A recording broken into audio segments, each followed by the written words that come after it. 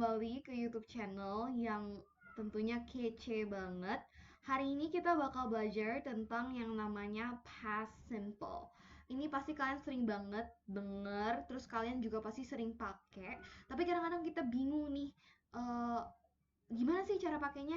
Nah, iya, kali ini kita bakal ya belajar bareng-bareng gitu, gengs. Jadi semangat ya.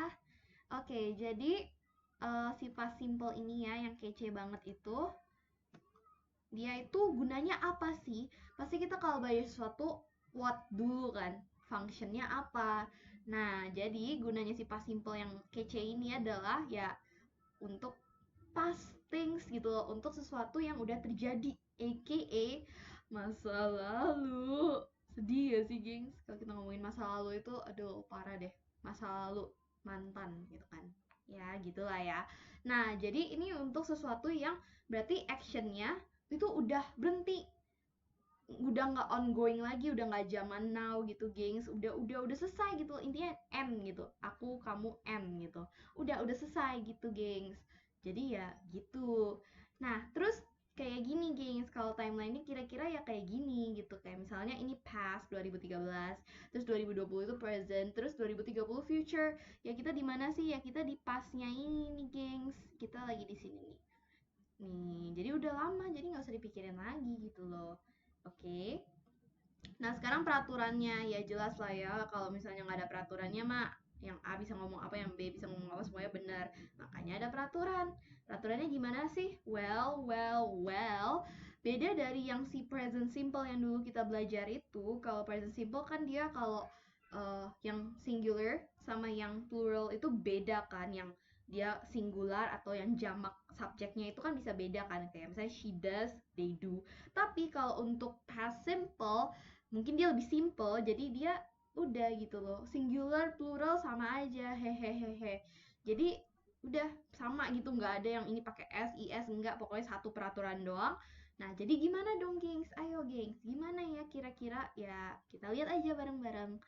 Jadi kalau misalnya positif berarti bener, fakta, no hoax, anti hoax club, itu dia tinggal subject plus verb to. Jadi subjeknya ini yang plural atau yang singular, semuanya kayak gini patternnya. Jadi nggak ada yang kayak pakai s atau apapun itulah. Jadi contohnya, she and Mike went to Shawn Mendes concert together. Jadi ya she dan Mike itu kan sebenarnya plural ya, karena kan dia dua orang. Went, jadi went, dia mau plural dia went tetap. Tapi kalau misalnya kita ganti singular, misalnya she went to the concert, ya tetap went. Jadi kita nggak mandang subjeknya apa. Nah, ya by the way, aku mau banget sih kalau itu benar terjadi. Mau Sean kasih tiket gratis. Ya udahlah ya. Nah, terus contoh lain itu adalah I broke up with him yesterday. Itu kan berarti singular kan subjeknya kan. Nah, itu dia tetap pakai broke up. Jadi kalau misalnya barengan gitu, misalnya we broke up with our boyfriends yesterday, ya tetap broke up gitu. Gitu, gengs. Nah, sekarang kalau negatif, berarti kalau negatif itu ya enggak gitu.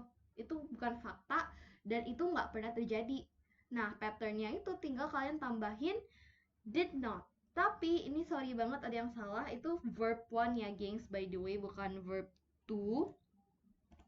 Sorry, ini jadi kayak verbnya itu adalah verb yang normal gitu, gengs. Jadi normal aja, maksudnya yang kayak the basic form gitu, berarti verb one lah ya. Itu gitu, sorry banget, aku gak lihat tadi. Jadi contohnya Harry didn't steal my phone. Berarti kita itu mengasumsikan Harry itu nggak nyuri handphone kita gitu loh. Berarti dia nggak melakukan action ini di past. Nah, terus we didn't do our homework yesterday.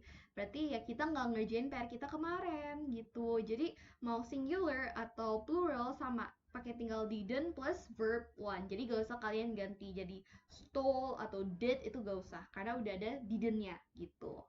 Nah, terus interrogative. Kalau interrogative itu berarti questions ya, pertanyaan-pertanyaan gitu. Contohnya ya begini, tapi patternnya itu juga gampang, tinggal did plus subject plus verb, terus jangan lupa question marknya, karena itu yang membedakan dia dari yang lainnya. Jadi contohnya adalah did the cat eat the mouse? Jadi kayak kucingnya apakah dia memakan si tikusnya? Ya kalian nonton aja di Tom and Jerry. Terus did they come to your house yesterday evening? Apakah mereka pergi ke rumah kamu kayak kemarin sore gitu? Nah, gitu. Jadi ini tuh untuk bertanya kalau kita mau ada questions tapi the action itu udah happen in the past, ya kita pakai past simple dan bukan present simple gitu, guys. Gitu. Nah, sekarang aku bakal kasih tips and tricksnya, yaitu untuk kalian bisa mengenalin bedanya tense ini dengan tenses lainnya. Jadi yang pertama itu adalah time signal. Ini itu yang paling obvious, maksudnya yang biasanya menjadi indikator pertama kalau misalnya kalian nemuin ini tense apa gitu, itu adalah time signalnya. Berarti itu kayak mengindikasi kapan sih, when did that thing happen, when did the action happen gitu kan. Yaitu ada beberapa time signal, misalnya yesterday, kemarin, 2 days ago, 2 hari lalu, a week ago, seminggu lalu, just now, barusan, last year, tahun lalu, bisa last year, last week, terus kayak last century, on the 1st of January 2020, karena kan kita tahu itu udah past, jadi kita boleh pakai past simple. Nah, terus habis itu second tips and tricks itu adalah buat aku sendiri, itu adalah ask yourself. Jadi kamu kalau ketemu kayak sentences gitu, kamu tanya diri kamu sendiri kayak itu udah terjadi belum sih? Kalau udah terjadi itu kan berarti bisa past. Tapi kalau misalnya itu masih ongoing, itu kan berarti dia nggak mungkin past simple. Udah selesai belum? Kalau belum selesai kan berarti bisa tenses yang lain kan. Masih terjadi nggak? Ya sama aja sih, tapi gitu. Yang ketiga itu adalah untuk kalian biar bisa lebih mengindikasi lagi atau lebih menganalisis lagi, itu adalah pertama kan bisa read books. Jadi kalian bisa baca kayak novel-novel gitu yang berbahasa Inggris atau buku apapun lah, komik juga nggak apa-apa, biar kalian bisa tahu tuh kayak patternnya gimana, karena itu kalau udah buku itu pasti mereka ada semua tenses gitu lah. Terus kalian juga bisa banyak latihan soal, bisa ambil dari internet, and yeah, just try to practice a lot of them, then you will try to get the pattern of the sentences that you see. Dan juga kadang-kadang kalian bisa tell them a story. Jadi kalian misalnya kayak bisa kalian kayak ngoleksi diary, kalian punya diary, kalian tulis, itu kan biasanya pakai past simple kan karena udah terjadi. Atau kalian misalnya mau punya YouTube channel sambil kayak curhat-curhat gitu, atau kalian kayak ceritain aja misalnya ke kakak kalian atau ke adik kalian, what happened to you today. Misalnya, I went to school today, I met my friends and we had lunch at the cafeteria. Dan pokoknya terserah kalian deh, pokoknya kalian kreatif aja kalau belajar Inggris, jangan merasa limited untuk cuman ngestik sama teori-teori buku, itu jangan. Kalian harus bisa kreatif, do whatever you want, watch movies juga nggak apa-apa, yang penting kalian pasti bisa gitu.